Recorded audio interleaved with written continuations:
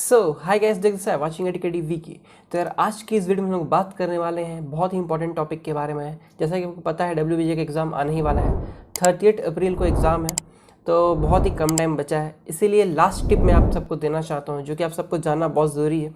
क्योंकि ये मोमेंट में अगर आप पेस कम कर दोगे तो आपका जितना भी प्रिपरेशन अभी तक रहा है वो सारा रहा का रहा जाएगा, मतलब कि उसका जो रिज़ल्ट है वो आ नहीं पाएगा।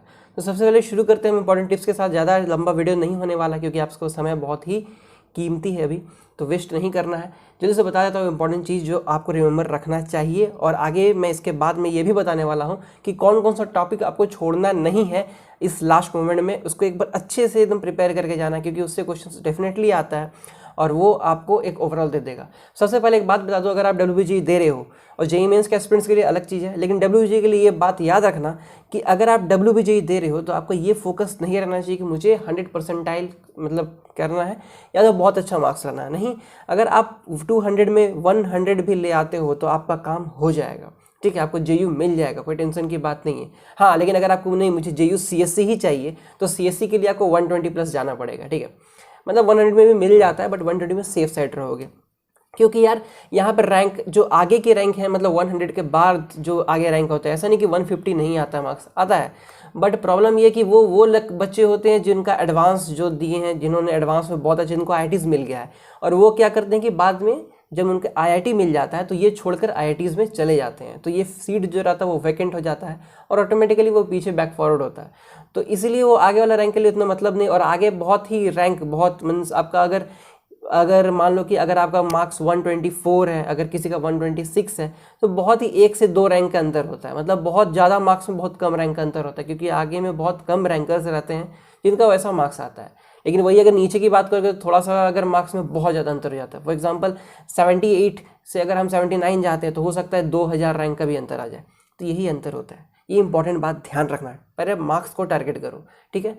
अब बात करते हैं इंपॉर्टेंट थिंग्स जो आपको रिमेंबर रखना है कि टाइम मैनेजमेंट। सबसे इंपॉर्टेंट टाइम मैनेजमेंट, ये याद रखो। यहाँ पे आपको मैंने लिखा है यार, यहाँ पे आपको दिख रहा होगा कि जो टाइम है यार, यहाँ पे 1 मिनट 36 सेकेंड से पर क्वेश्चन पे, ठीक है। अब आपको लग रहा होगा 1 मिनट 36 सेकेंड इसमें कैसे बनाऊंगा, तो ये आपको बनाना पड़ेगा।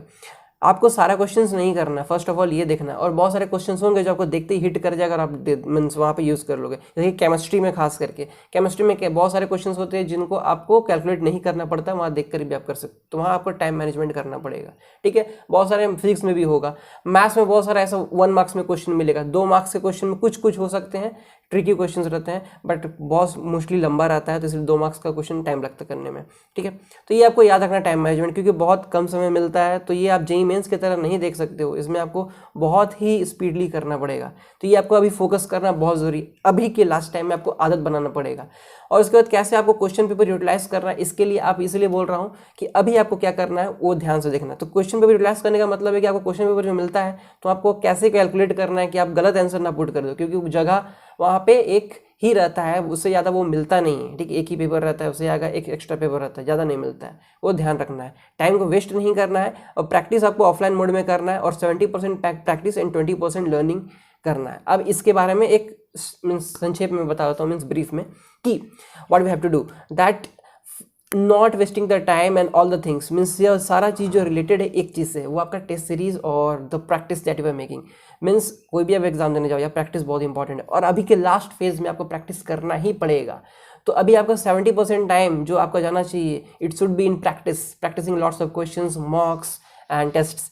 And I means advice you to give the offline test. Okay, means offline test का मतलब है कि आपको पेपर एंड पेन मोड में देना चाहिए, क्योंकि ये ऑनलाइन एग्जाम नहीं है। तो आपको पेपर एंड पेन मोड में दोगे तो आपको अलग अलग आपको चैलेंजेस मिलेंगे, तो आपको कैसे रेक्टिफाई करना आपको पता चलेगा इसी मोमेंट में, इसी टाइम में। तो वो बहुत ही इंपॉर्टेंट है, ठीक है। तो वो आप देख लेना। 70% क्वेश्चंस आपको प्रीवियस ईयर 15 ईयर्स करना ही चाहिए। अगर आपको नहीं मिल रहा है तो आपको मेरे टेलीग्राम चैनल पे आपको लिंक में मिल जाएगा, एडुकेटिव वीके सर्च करना, टेलीग्राम में मिल जाएगा। वहाँ पे 2009 से क्वेश्चन पड़ा हुआ है, और रेस्ट आपको इसके वेबसाइट में मिल जाएगा। तो ये मेरा ओवरऑल रहा, ठीक है।